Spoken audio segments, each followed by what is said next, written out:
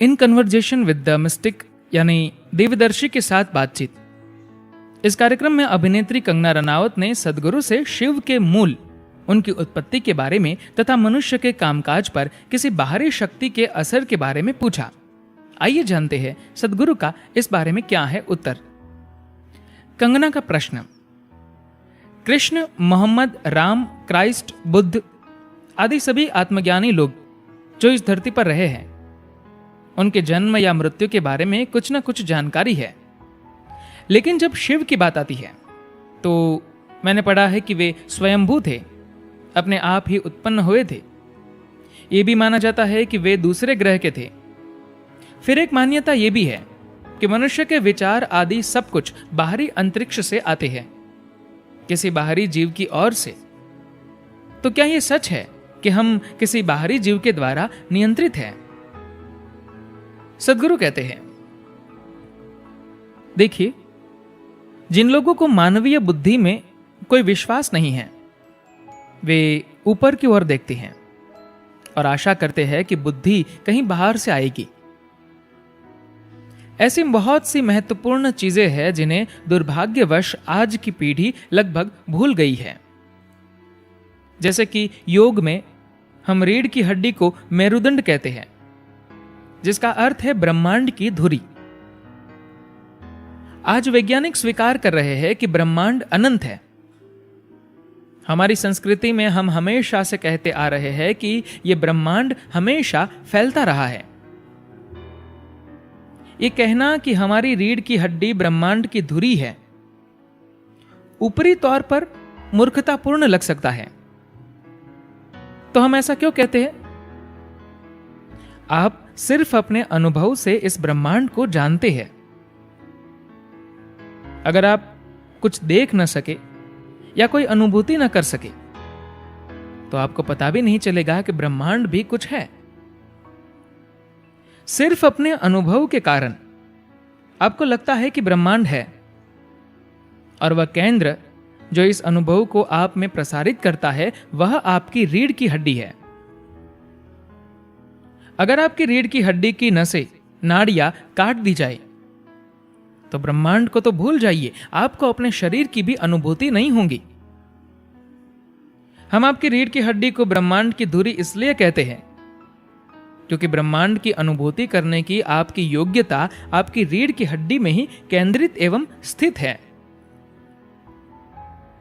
इसी आधार पर हमने एक पूरी संभावना विकसित की जिसे मनुष्य न सिर्फ इन बातों पर विश्वास कर सके बल्कि उन्हें अपना जीवंत अनुभव भी बनाए। इसी से योग शब्द की उत्पत्ति हुई। जुड़ना, मिलन, समावेशीकरण इसलिए हो पाता है क्योंकि आप अपनी व्यक्तित्व की सभी सीमाएं मिटा देते हैं। हम एक दूसरे को गले लगाने या प्रेम करने के कारण समावेशी नहीं बनते। ये सभी चीजें बस कुछ समय तक ही चलती है। कल वे अगर ऐसा कुछ करते हैं जो आपको पसंद नहीं है तो सब कुछ समाप्त हो जाता है। योग का अर्थ है अपने व्यक्तिगत स्वभाव की सभी सीमाओं को तोड़ देना, अपने शरीर की भी, जिससे आप अपने अस्तित्व की सीमाओं के रूप में अपनी पहचान बनाए बिना यहां बैठना सीख सके। आपके शारीरिक, मानसिक तथा भावनात्मक संरचना की अपनी सीमाएं होती हैं। वे बड़ी या छोटी हो सकती है, लेकिन कुछ आयाम ऐसे होते हैं जिनकी कोई सीमा नहीं होती। जिसकी कोई सीमा न हो वह स्वाभाविक रूप से भौतिक नहीं हो सकता। तो हमारा ध्यान हमेशा उस आयाम की ओर रहा है जो अभौतिक है।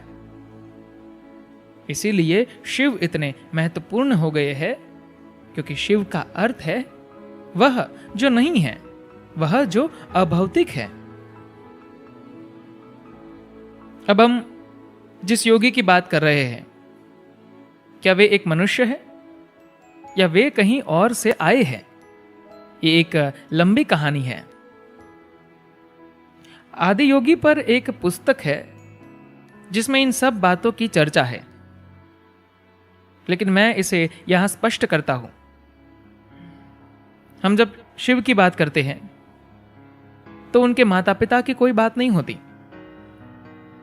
उनका कोई जन्म स्थान नहीं है। ऐसा कोई नहीं है जिन्हें उन्हें छोटा या बड़ा होता हुआ देखा हो। लोगों ने जब भी उन्हें देखा, वे लगभग एक ही उम्र के दिखे। और हमें यह भी पता नहीं कि उनकी मृत्यु कहां हुई।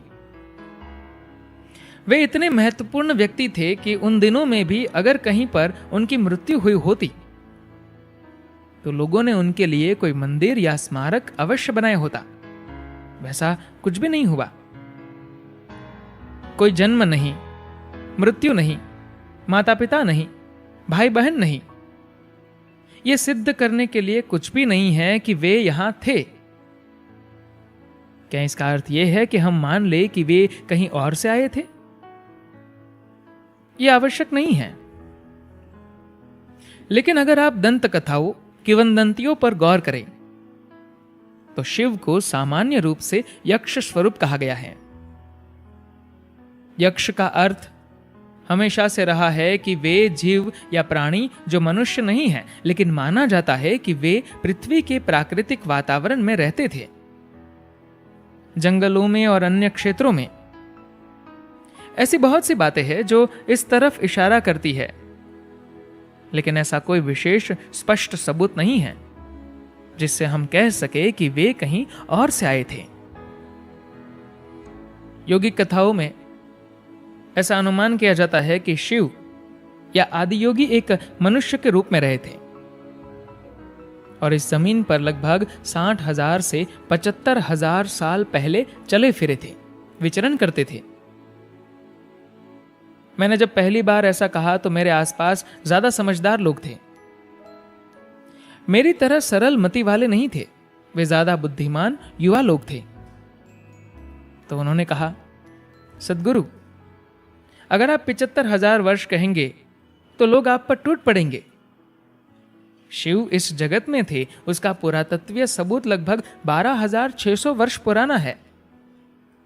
तो आप 12,600 या 13,000 या 14,000 ही कहिए। मैंने कहा ठीक है, मैं 15,000 कहूंगा। वैसे अब तो इस बात के पुरातत्वीय सबूत मिल गए हैं कि लगभग 30,000 वर्षों पूर्व इस देश के कुछ इलाकों में मानव समाज विकसित था। मैं 15,000 से ज्यादा कह रहा हूं क्योंकि पश्चिम में यह स्वीकार हो सकेगा। मैं अगर 75,000 कहूंगा तो वे प्रतिरोध करेंगे, क्योंकि उनके अनुसार यह दुनिया बस 6,000 वर्ष पुरानी है। वे कहते हैं कि सृष्टि की रचना 6 दिनों में हुई और यह बस 6,000 साल पुरानी है। बहुत शताब्दियों तक वे यही कहते रहे। अब वे धीरे धीरे अपनी गलती सुधार रहे हैं, क्योंकि विज्ञान कुछ और सिद्ध कर रहा है। आप देखेंगे अगले 50 सालों में आधुनिक विज्ञान ऐसी बहुत सी बातें कहेगा जो हम हजारों सालों से कहते आ रहे हैं। धन्यवाद।